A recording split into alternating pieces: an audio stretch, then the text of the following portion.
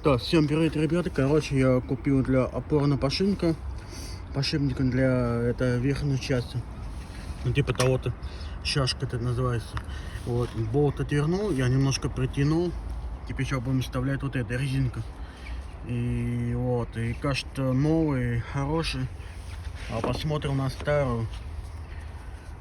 Она уже почти изношена, уже все, она уже хана, и она постукивает везде.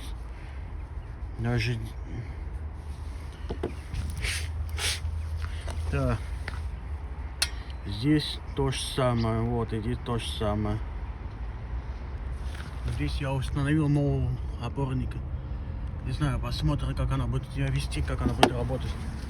В данный момент сейчас поставлю и сюда, и бок закручу.